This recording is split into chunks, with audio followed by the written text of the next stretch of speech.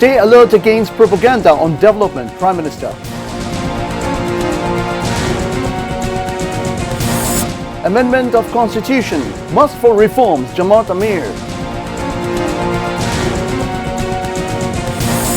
Bangladesh-India ties depends on Ganges water deal. And doctor injured, Sharifpur hospital attack brought to Dhaka.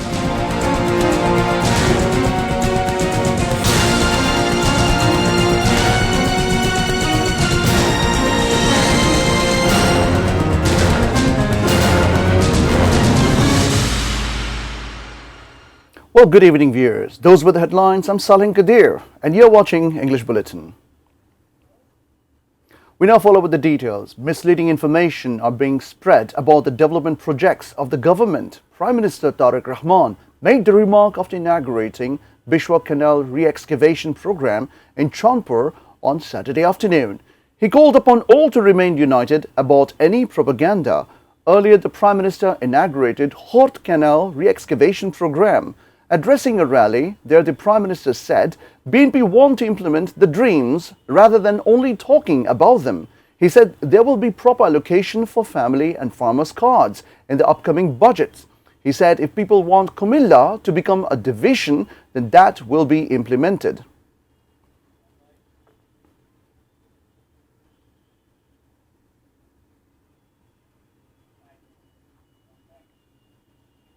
Constitution needs to be amended for reforms of the state. Amir of Jamaat Islami and leader of the opposition, Dr. Shafiqur Rahman, made the remark at a rally of 11 Party at Rajshahi Madrasa ground on Saturday.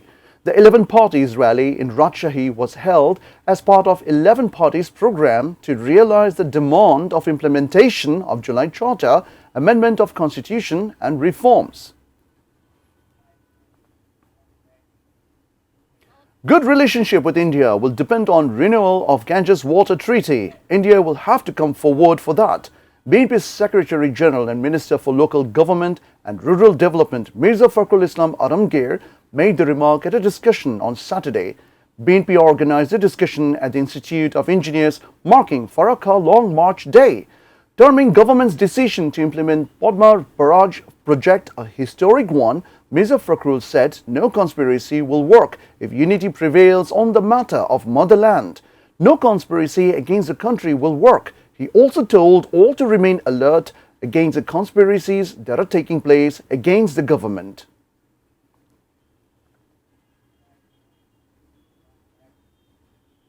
Severely wounded in attack by patient's relative in Sharifpur Sadar Hospital, Dr. Nasirul Islam has been brought to Dhaka by an air ambulance.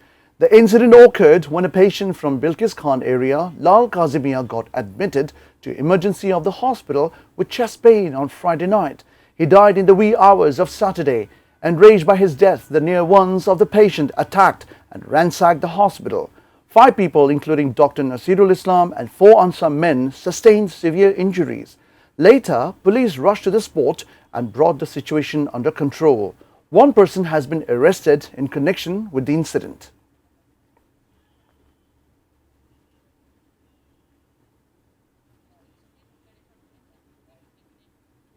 It might take 2 years for economy to turn around. Finance and Planning Minister Amir Khusro Mahmood Chaudhry made the remark after inaugurating 18-story academic building of Ma O Shishu Hospital in Chattogram on Saturday. He said an additional amount of Taka 40,000 crore has been spent in the energy sector due to Middle East war.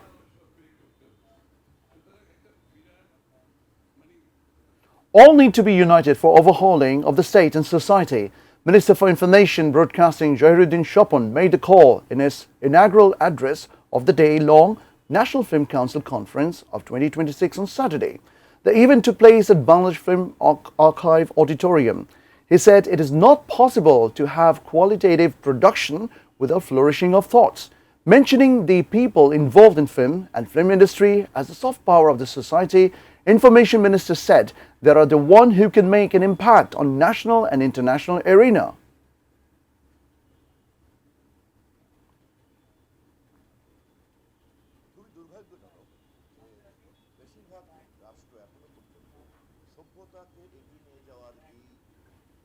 Viewers, we now follow up with a short break, and We will be back soon with. Trump wants Iran to give up nuke program for 20 years.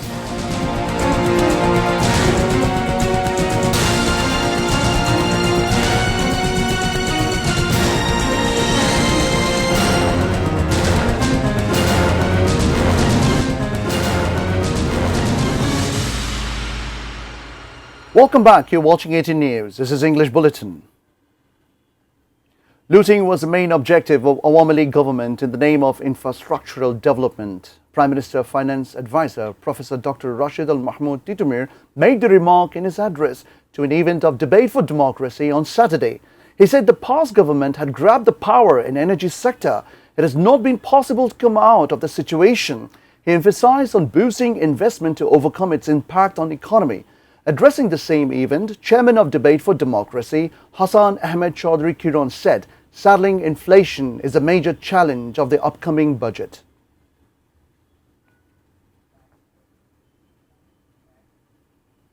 Dear viewers, we now begin with news around the world.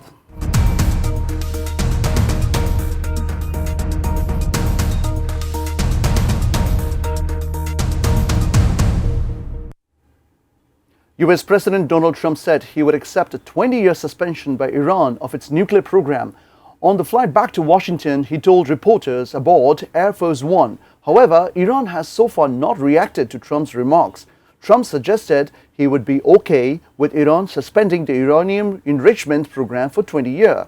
While asked if a 20-year suspension would be enough, Trump replied it could work if Tehran gives guarantee which would be genuine and fully enforced. Trump's latest remarks came after his high-stakes Beijing summit with President Xi Jinping is appearing as a shift in position away from his demand for a permanent end to Iran's nuclear activities.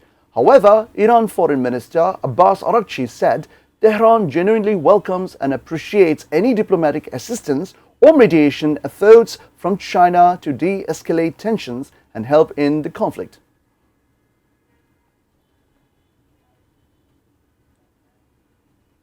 Israel and Lebanon have agreed to a 45-day extension of the ceasefire after another round of talks in Washington. The U.S. State Department has said the development came while the U.S. brokered shaky truce between Israel and Lebanon had been due to end Sunday.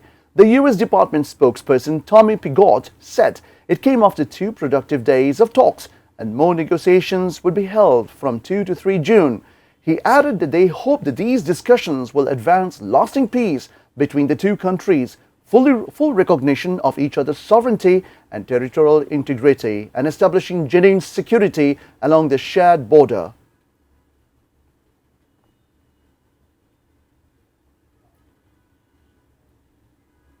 US President Donald Trump has cautioned Taiwan against formally declaring independence from China.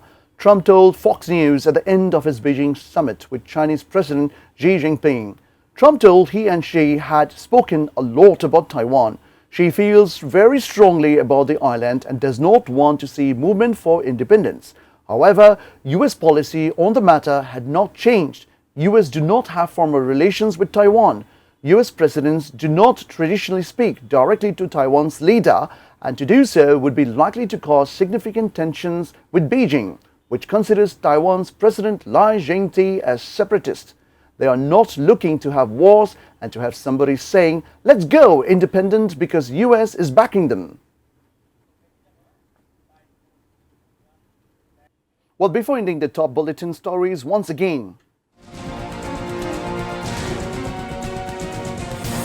stay alert against propaganda on development, PM.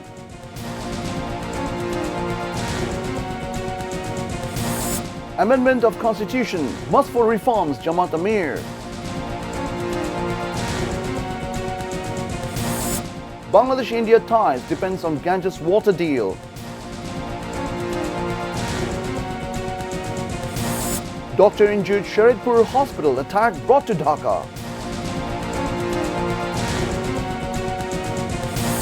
Trump wants Iran to give up nuke program for 20 years.